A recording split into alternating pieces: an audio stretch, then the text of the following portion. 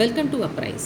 In the series of Operation Research course, आज हम आपको डुअल सिंप्लेक्स मेथड की प्रॉब्लम का सॉल्यूशन बताएंगे। ठीक है, इससे पहले हमने सिंप्लेक्स आपको बताया है, प्राइमल डुअल बताया है और ग्राफिकल मेथड बताया है। तो उसी सीरीज़ में हम लोग आगे बढ़ेंगे। अगर अभी तक आपने हमारे चैनल को सब्सक्राइब नहीं किया है तो प्लीज़ सब्सक्राइब करें इस चैनल को, और जिससे कि हम अपना सिलेबस पूरा कोर्स जो है आपका ऑपरेशन रिसर्च का उसको कंप्लीट कर सकें। Okay, so share, like and subscribe. तो प्रॉब्लम देखिएगा, प्रॉब्लम कुछ इस तरह से आएगी, solve by dual simplex method. ठीक है, मिनिमम जेड दिया हुआ है, सब्जेक्ट टू कंस्ट्रेंट दे रखी है। ठीक, अब ये प्रॉब्लम आई तो उससे पहले आपको, तो अब आपको समझ में क्लियर हो रहा होगा प्रॉब्लम किस टाइप की आ सकती है। तो अब इस प्रॉब्लम को का सॉल्यूशन ढूंढने के लिए सबसे पहले आपको क्लियर होना चाहिए what is dual simplex method. Okay, so dual simplex method के लिए आप लोग इसको पॉज करके इस मेथड को पहले आप लिख सकते हैं। स्टेप्स मैंने लिखाए हैं, इसके रूल्स हैं। ठीक है, तो वन बाय वन हम आपको क्लियर करेंगे। तो सबसे पहला स्टेप है फॉर्मुलेट द प्रॉब्लम। तो प्रॉब्लम को फॉर्मुलेट करना कैसे? प्रॉब्लम शुड बी, प्रॉब्लम किस में होनी चाहिए? हमारी मैक्सिमाइजेशन टाइप में होनी चाहिए। तो अगर प्रॉब्लम मिनिमाइजेशन में है तो आपको चेंज करनी पड़ेगी उसको मैक्सिमाइजेशन में, ऑब्जेक्टिव फंक्शन को। क्लियर? सेकेंड है स्टेप वन में ही सेकेंड पार्ट है, सारे कंस्ट्रेंट जो होने चाहिए वो आपके ग्रेटर देन और इक्वल टू हो, लेस देन और इक्वल टू होने चाहिए। बट इफ़ अगर ग्रेटर देन है तो उसको आप माइनस से मल्टीप्लाई कर दीजिए। ओके, नेक्स्ट है सी क्या है?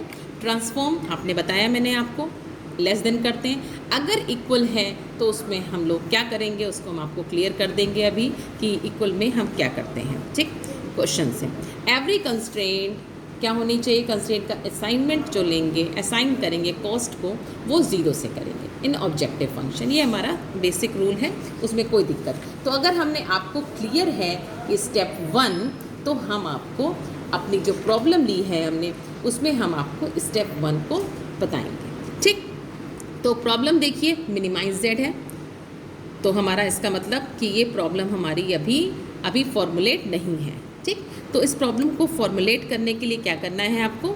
इसको मैक्सिमाइज में चेंज करना है। तो यहाँ पे लिखिए सॉल्यूशन। ठीक, इसको हमें फॉर्मुलेट करना है, टू फॉर्मुलेट। ठीक, क्या करेंगे? इसको मैक्सिमाइज में चेंज करना है। तो मैक्सिमाइज में चेंज करने के लिए क्या हो जाएगा? माइनस से मल्टीप्लाई हो जाएगा। ठीक है, कंस्ट्रेंट शुड बी, अब सारे कंस्ट्रेंट हमारे लेस देन में होने चाहिए। ठीक, तो ये कंस्ट्रेंट देखिए ग्रेटर देन में है, तो इस ग्रेटर देन की वजह से इसको आप क्या कर देंगे? माइनस से मल्टीप्लाई। ओके, हो गई। सेकंड कंस्ट्रेंट भी ग्रेटर देन है तो सेकंड को भी चेंज कर दिया। ठीक, और x1 x2 आपके ग्रेटर देन इक्वल टू 0। ठीक, ये आपकी प्रॉब्लम हो गई। ठीक, अब क्या करना है आपको? हमने बी पार्ट लिखा था कि इसमें जो कॉस्ट लेनी होती है, ऑब्जेक्टिव फंक्शन भी इम्प्रूव होगा।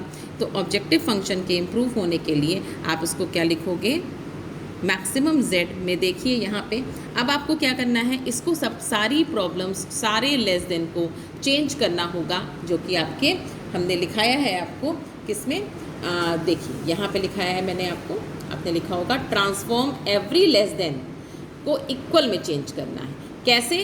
स्लैक वेरिएबल को इंट्रोड्यूस करते हुए। ओके, सो स्लैक वेरिएबल को इंट्रोड्यूस करते हुए मतलब क्या हुआ कि आपको इसको क्या लिखना पड़ेगा? ये क्या हो जाएगी? ये वाली इक्वेशन है वो क्या हो जाएगी? -x1 -x2 plus slack variable इसमें ऐड करेंगे तो slack variable s1 is equal to -2। ठीक, इसमें भी स्लैक वेरिएबल ऐड करना पड़ेगा, plus s2 is equal to -4। ठीक, तो फाइनली आपने दो स्लैक वेरिएबल इंट्रोड्यूस करे, क्या? s1 and s2। तो इन s1 और s2 के आपकी जो कॉस्ट वैल्यू है, कॉस्ट है इसकी, वो 0 है। तो आप इसको आपको मैक्सिमम z में भी इंट्रोड्यूस करना पड़ेगा। तो ये क्या हो जाएगा? -5x1 6s2 और 0s1 plus 0 S2। Got it. और ये अब देखिए ये प्लस S1 जो लिखा हुआ है, अब इसको लिखने का वे क्या है, तरीका सिंपल है, जो आपने किस में पढ़ा था, सिंप्लेक्स मेथड में। ठीक, -4x1 -x2 और प्लस S2, यहाँ मत लिखिए, यहाँ पे 0 रहने दीजिए और यहाँ पे लिखिए S2। This is the way. ठीक है, अब आपको क्या निकालना है, अब आपको लिखना है सेकेंड सोल्यूशन। सेकेंड स्टेप में आ जाइए, first step done. Find initial basic solution. Initial basic solution मतलब क्या हुआ, ऐसे सेट कीजिए कि setting zeros values to the decision variables. Decision variables मतलब क्या हो गया, हमारे डिसीजन वेरिएबल्स कौन है, कौन हमारे क्वेश्चन को डिसाइड करेंगे। जो डिसीजन वेरिएबल्स हैं वो हमारे हैं क्या, x1 x2। ठीक है, तो x1 x2 अगर x1 x2 को अगर इन दोनों इक्वेशन में, ठीक है, अगर x1 x2 को आप 0 लोगे तो S1 और S2 क्या आ जाएगा, S1 -2 आएगा और S2 आ जाएगा -4। ये है हमारा initial basic solution, but this is not feasible. Initial basic solution, अब इससे सामने सामने दिख रहा है आपको कि ये -2 और -4 आया, तो हमें यहाँ पे आपको आगे बढ़ना है, फर्दर बढ़ना पड़ेगा, क्योंकि हमारे कंस्ट्रेंट जो होते हैं वो ऑलवेज ग्रेटर देन 0 होते हैं। लेकिन यहाँ पे जो आ रहे हैं वो S1 और S2 जो आ रहे हैं वो -2 और -4 आ रहे हैं, तो हम कह नहीं सकते कि ये आपका ग्रेटर देन, तो ये आपका फिजिबल सॉल्यूशन नहीं है। ओके, सो अब हम लोग आगे बढ़ने जा रहे हैं टेबल 1 में। ये अब हम टेबल बना रहे हैं किसकी, नाउ अब टेबल स्टेप 3 में आ जाइए, test for optimality. Optimality test बनाने के लिए सबसे आगे करने के लिए सबसे पहले आपको टेबल बनानी पड़ेगी, जिसको बोलते हैं हम क्या, initial basic feasible solution. Okay, ये बिल्कुल सिंप्लेक्स टेबल की तरह ही है जैसे कि हम लोग सिंप्लेक्स टेबल में बनाते थे। ठीक है, तो क्या लिखना है देखिए, अगर आपको याद हो पीछे, CJ मीन्स क्या होता है, कोफिशिएंट ऑफ ऑब्जेक्टिव फंक्शन। ठीक, ऑब्जेक्टिव फंक्शन के कोफिशिएंट किसके, x1 x2 के। ठीक, अब यही आपकी मेन, आपको किससे आपको फोकस करना है, अब आपको इसमें फोकस करना है। This is our target. इसी से हमें मैट्रिक्स बनानी है और इसी से हमें टेबल ड्रॉ करनी है। ठीक है, सो यहाँ पे देखिए x1 x2 दो हैं और S1 और S2। ओके, अब फटाफट बताइए, ये CJ मतलब कोफिशिएंट x1 का कितना है ऑब्जेक्टिव फंक्शन में, आपको दिख रहा है ना, -5 है, ये -6 है और ये 0 है और ये 0 है। Got it. नाउ अब यहाँ पे देखिए, यहाँ पे बेसिक वेरिएबल्स कौन से लिखेंगे, कौन से बेसिक वेरिएबल होते हैं, S1 और S2। ये आपको सिंप्लेक्स से क्लियर हो जाएगा। अगर आपको नहीं क्लियर है तो आप मेरे लास्ट वीडियो को देख सकते हैं। S1 का कोफिशिएंट ऑब्जेक्टिव फंक्शन में कितना है, 0, S2 का 0। अब फटाफट स्टार्ट करिए। XB की वैल्यू कितनी होगी, XB की वैल्यू यहाँ से होती है -2 और -4, तो यहाँ पे लिखिए -2, यहाँ पे लिखिए -4 और मैट्रिक्स की तरह स्टार्ट करिए। यहाँ लिखेंगे -1, यहाँ लिखेंगे -4, ये -1, ये -1, 1 0 and 0 and 1। Okay, now ZJ अगर आपको याद हो तो ZJ क्या होता था, CB इंटू XB, तो 0 इंटू -1 प्लस 0 इंटू -4, तो ये हो जाएगा क्या, 0।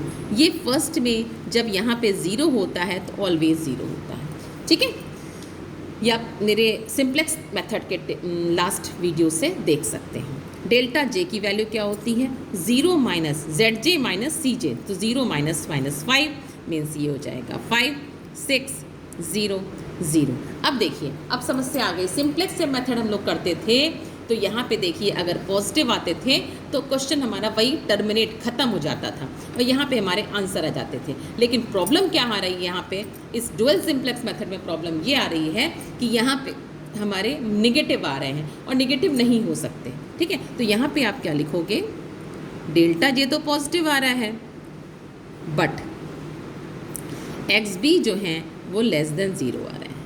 ठीक है, जब लेस देन 0 आ जाए तो हमें अब मेथड क्या अप्लाई करना है कि यहाँ पे मोस्ट नेगेटिव सेलेक्ट कर लो। ठीक है, अब मैंने इसको लिखाया है, देखिए स्टेप 3 में test for optimality, if all delta J जो है वो पॉजिटिव आ रहे हैं, ठीक है, और एक्स भी अगर पॉजिटिव आ जाए तो वहीं पे हम टर्मिनेट कर देंगे प्रॉब्लम को। लेकिन यहाँ पे प्रॉब्लम को टर्मिनेट ख़त्म नहीं हो रही, क्योंकि यहाँ पे एक्स भी हमारे निगेटिव आ रहे हैं। ठीक है, एक्स भी जो है वो निगेटिव आ रहे हैं, तो यहाँ पे हम प्रॉब्लम को टर्मिनेट नहीं कर सकते। ठीक, तो हम बी पॉइंट में जाएंगे। If any X B less than 0 then select the most negative X B, most negative X B को सेलेक्ट कर लीजिए, and this is the row key row, इसको बोलेंगे हम लोग की रो। तो सबसे पहले हम आपको स्टेप बाय स्टेप बता रहे हैं। सबसे पहले आप लोग क्या करेंगे कि यहाँ पे देखिए कि कौन पहली बात तो सॉल्यूशन ऑप्टिमम नहीं है, तो यहाँ पे लिख लीजिए not optimal, not optimum, got it. ठीक है, ऑप्टिमम सॉल्यूशन नहीं है। जब सॉल्यूशन ऑप्टिमम नहीं है तो मोस्ट नेगेटिव जो है वो आपका क्या है -4। तो इस वाली रो को सेलेक्ट कर दीजिए, क्या, की रो, गॉट इट। इसको बोल दीजिए ये है हमारी की रो। ठीक है, हो गया। अब नेक्स्ट स्टेप आगे बढ़िए, की रो का मामला खत्म। नेक्स्ट सी में आ जाइए, फाइंड मैक्सिमम। अब की रो का मतलब होता क्या है? की रो का मतलब होता है जब आपने की रो सेलेक्ट कर ली तो बड़ा सिंपल क्वेश्चन खत्म हो रहा है धीरे धीरे। ठीक है, जब की रो ये हो जाती है इसका मतलब S2 जो है वो हमारा जाएगा, आउटगोइंग S2 जो है वो जाएगा। ठीक, अब कोई जाने वाला पता है तो आने वाला भी तो पता होना चाहिए ना, उसके लिए हम आगे बढ़ेंगे। और उसके लिए क्या करेंगे, इससे पहले हम लोग सिंप्लेक्स मेथड में मिनिमम रेशियो यहाँ साइड में करते थे। अब हम लोग इसमें मिनिमम रेशियो नहीं करेंगे, हम लोग क्या करेंगे, मैंने लिखा है यहाँ पे find maximum ratio delta J का, जो हमने डेल्टा जे जो एवरी डेल्टा जे है उसको की रो से डिवाइड किया है, और की रो जो होनी चाहिए शुड बी लेस देन 0 होनी चाहिए। ठीक है, and this column will be the key column. अब इसका काम खत्म हो गया। ठीक है, अब देखिए अब आपको क्या करना होगा कि डेल्टा जे था हमारा 5 6 0 0, तो आपको क्या करना है, आपको क्या करना है, डेल्टा जे अपॉन की रो, और की रो है क्या, आपको करना क्या है, इसका मैक्सिमम लेना है, इसका maximum. Okay, so maximum of, start करिए, और सिर्फ नेगेटिव वाले का लेना है। जैसे आपकी की रो ये है तो 5 अपॉन -4, 6 अपॉन -1, क्लियर है, क्योंकि की रो ये थी हमारी, क्लियर हो रहा होगा। ठीक है, इसको छोड़ दीजिए। क्यों छोड़ा, क्योंकि 0 नेगेटिव नहीं है, 1 इसको भी छोड़ दीजिए। ठीक, अब देखिए इसमें मैक्सिमम क्या है, मैक्सिमम हमारा है ये, दिस इज़ मैक्सिमम, और जो मैक्सिमम लिया है वो हमने x1 की वजह से लिया है, इसलिए x1 हमारा जो हो जाएगा वो की कॉलम हो जाएगा। क्लियर हुआ, ये हमारा की कॉलम हो गया, दिस इज़ अवर की कॉलम। ठीक, और जब ये की कॉलम है और ये जो वेक्टर हो जाएगा वो हो जाएगा इनकमिंग। ठीक, तो आपने रिजल्ट निकाल लिया इस चीज़ से, क्या रिजल्ट निकाला कि S2 इज़ आउटगोइंग, यही मेन रिजल्ट है, और X1 इज़ इनकमिंग। ठीक है, अब इनकमिंग हो गया। अब आपको क्या करना है, जो सिंप्लेक्स में करते थे, इस X2 की जगह X1 लिख दीजिए, और इस वाले, क्योंकि आपको दिख रहा है कि यहाँ पे जो एलिमेंट है वो आपका आ रहा है कि पाइवट एलिमेंट बोलते हैं, इंटरसेक्टिंग वाला एलिमेंट ये आ रहा है, ये क्यों, क्योंकि जब रो ये थी और कॉलम ये था तो इंटरसेक्शन यही तो होगा। तो इसको करना है क्या, 1, और यहाँ पे करना है क्या, 0। याद आया सिंप्लेक्स मेथड से, तो टारगेट इज़ व्हाट, 1 यहाँ पे और 0 यहाँ पे। तो नेक्स्ट टेबल हम लोग बनाएंगे और बताते हैं। ठीक है, सो हमने आपको क्या करा, नेक्स्ट टेबल बना दी। नेक्स्ट टेबल में क्या करना है आपको, नेक्स्ट टेबल में आपको हमने बताया था कि नेक्स्ट टेबल में हमको यहाँ पे क्या लिखना है, बाकी सब कुछ वही है। ठीक है, बाकी सब कुछ x1 x2 है और कुछ भी चेंज नहीं होगा, ध्यान दीजिएगा, ये S1 रहेगा और ये S2 रहेगा। ठीक है, बाकी सब वही है, -5 -6, फटाफट प्रॉब्लम को बस एंड की तरफ है। टेबल टू में आपके कौन से इंट्रोड्यूस हुए हैं, आपने यहाँ पर फिर से ध्यान दीजिए, आपने किसको इंट्रोड्यूस करा था, S2 को आउट गोइंग हटाया है और X1 को लाए, इसका मतलब इस जगह हो जाएगा X1। Got it? तो टेबल क्या बन जाएगी, यहाँ हो जाएगी क्या, ये हो जाएगा आपका S1 और ये हो जाएगा आपका X2 की जगह X1। S1 का कोफिशिएंट 0 है, X1 का कोफिशिएंट -5 है। ओके नाउ अब आपको यहाँ पे क्या बनाना था, पीछे देखिए, यहाँ पे हमने आपको बताया था ये -4 को 1 बनाना है। तो यहाँ से लेके यहाँ तक पूरे की रो में अगर आप -4 से डिवाइड कर दें तो ये क्या बन जाएगा 1, ये क्या बन जाएगा 1 और ये क्या बन जाएगा 1/4, 0 और -1/4। ओके, सो हम डायरेक्टली लिख सकते हैं क्या, तो हमने लिख दिया, क्या बन जाएगा, ये बन जाएगा 1 1 1/4, 0 और -1/4। ओके नाउ अब आपको क्या करना है, यहाँ पे करना है क्या, 0 0 0 कैसे हो सकता है, ये जो आपका 1 बना है उसको इससे जोड़ दीजिए। लिखने की ज़रूरत वैसे है नहीं, लेकिन चाहे तो आप लिख सकते हैं। तो R2 में कैसे ये 1 कैसे 1 हुआ है, यू कैन राइट हेयर, आपने जो किया है उसको यहाँ पे लिख दीजिए। आपने क्या किया है, R2 को R2 डैश इस नई R2 क्या है, -4 से डिवाइड किया है, ठीक है। और फिर आपने ये आपकी R2 बन गई, लिख दीजिए, कोई दिक्कत नहीं, पहला क्वेश्चन बता रहे हैं, बाद में जब आपको प्रैक्टिस हो जाएगी तो there is no need to write. तो R1 कैसे बन गई थी, R1 में आपको यहाँ पे क्या करना है, R1 में आपको यहाँ पे 0 बनाना है, 0 बनाना है। तो आप इसको इससे क्या कर दो, यहाँ पे 1 था, जोड़ दीजिए, मतलब कि R1 is equal to R1 dash is equal to क्या हो जाएगी, जो नई वाली R2 R1 plus R2 dash. Okay, सो यहाँ पे एग्ज़ाम में आपको लिखने की ज़रूरत नहीं है, तो देखिए ये हो जाएगा -1 0, ठीक, ये -3/4, ये 1 और ये -1/4, ठीक। अब आपको क्या करना है, फिर वही काम करना है, यहाँ से ZJ निकालना है। ZJ देखिए कितना निकलेगा, 0 × 0 प्लस -5 × 1, तो -5, ये आएगा -5/4, ये आएगा 0 और ये आएगा 5/4। फिर क्या करना है, फिर डेल्टा J निकालना है, this -5 minus of -5, this is 0, 19/4, 0, 5/4, ठीक। अब आपको देखिए अगेन दिख रहा है कि डेल्टा J जो आ रहे हैं वो पॉजिटिव आ रहे हैं, बट ये देखिए अगेन XB जो है वो <0 है, तो सॉल्यूशन नॉट ऑप्टिमम सॉल्यूशन नहीं है। तो फिर आपको देखिए मिनिमम रेशियो वाला काम नहीं करना है, यहाँ पे डुअल सिंप्लेक्स कर रहे हैं, ध्यान रखिएगा। तो डुअल सिंप्लेक्स में आपको फिर वही काम करना है, मैक्सिमम रेशियो निकालना है, मैक्सिमम रेशियो का वाला काम करना है। और यहाँ पे देखिए की रो को पहले सेलेक्ट करिए, तो यहाँ पे ऑटोमेटिकली दिख रहा है आपको मोस्ट नेगेटिव -1 है, तो इसका मतलब कि ये हमारी की रो होगी, ठीक है, की रो होगी। और S1 आपका क्या होगा, S1 हमारा होगा क्या, आउटगोइंग, S1 हमारा आउटगोइंग, ठीक है। तो एक चीज़ तो आपने निकाल ली भाई, क्या निकाल ली, कि S1 हमारा आउटगोइंग है, ठीक है।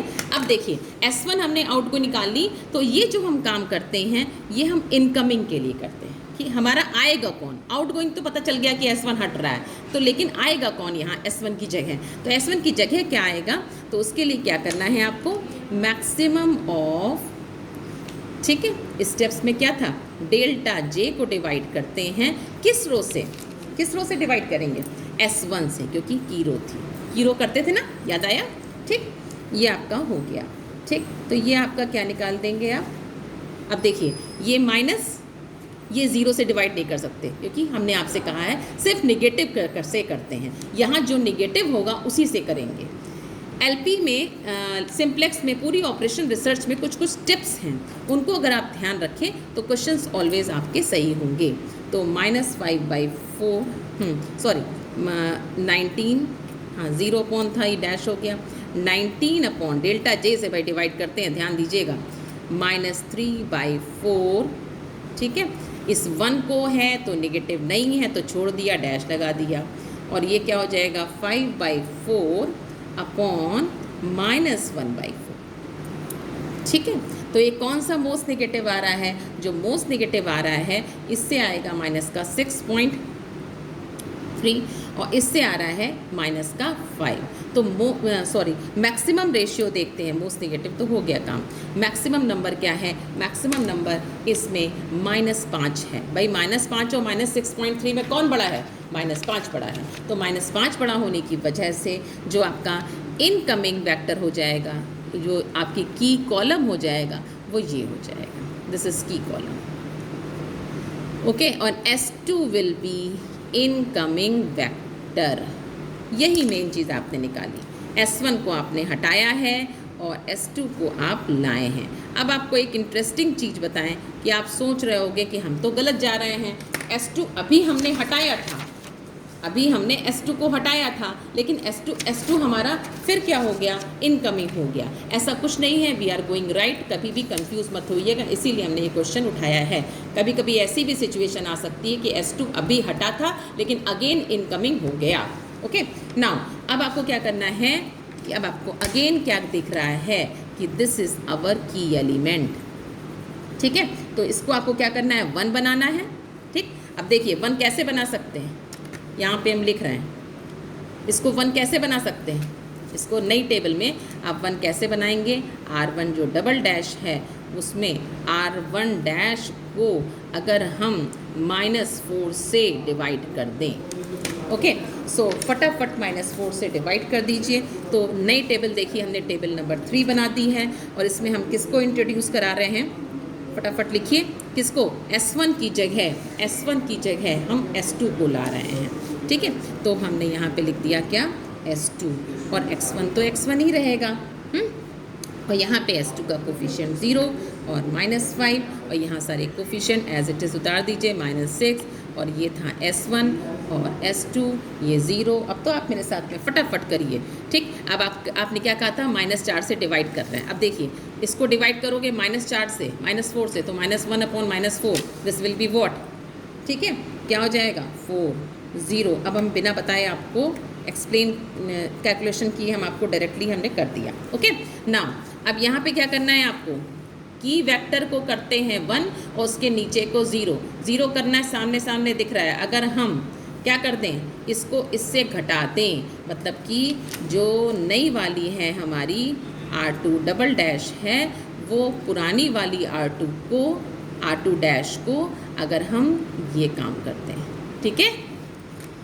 इसको लिखने की आपको ज़रूरत नहीं है, लेकिन हमें समझा रहे हैं इसलिए आपको बता रहे हैं, लिख रहे हैं, ठीक है। तो ये आ गया, ये और ये आ गया। कैलकुलेट करके देखिएगा, नहीं आया तो करेक्ट आएगा, ठीक। ZJ क्या होता है भाई, अब तो मेरी आदमी को बताना चाहिए, दिस -5 आ गया, -5 आ गया, ठीक। और क्या आ जाएगा, ये 5 आ जाएगा, और दिस इज़ 0, और डेल्टा J कितना आ जाएगा, ये 0 आ जाएगा, 1 आ जाएगा, 5। अगेन देखिए डेल्टा J जो आ रहे हैं वो पॉजिटिव आ रहे हैं, लेकिन क्या x भी पॉजिटिव आ रहे हैं, यस आ रहे हैं, गुड। तो क्वेश्चन टर्मिनेट, खत्म, ठीक। x भी पॉजिटिव आ गए, सो सॉल्यूशन इज ऑप्टिमम, ठीक है। बस 2 मिनट का समय और दीजिए, क्वेश्चन खत्म हो रहा है। अब सॉल्यूशन तो ऑप्टिमम आ गया, सॉल्यूशन हो क्या गया कि x1 की वैल्यू आ गई आपकी 2, लेकिन यहाँ पे x2 नहीं है, तो x2 नहीं है इसलिए x2 हो गया 0।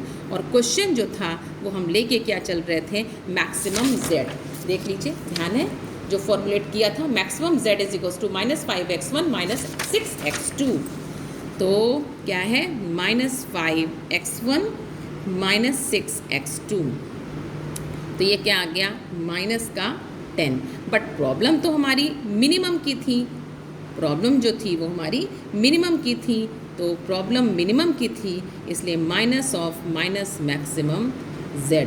सो प्रॉब्लम क्या आ गई, -10 प्रॉब्लम भाई मिनिमम की थी, देख लीजिए प्रॉब्लम तो पता होगी ना आपको, प्रॉब्लम किसकी थी, मिनिमम की थी। तो मैक्सिमम में जो आंसर आपने निकाला है उसको माइनस ऑफ -10 कर दीजिए 10। सो आपको समझ में आ गया होगा, डुअल सिंप्लेक्स प्रॉब्लम ली है हमने, कैसे हमने इसका आंसर निकाल दिया। इसका आंसर आ गया मिनिमम ऑफ z इज़ 10। सो अगर समझ में आया है तो वीडियो को लाइक कीजिए, शेयर कीजिए, सब्सक्राइब कीजिए। Thank you.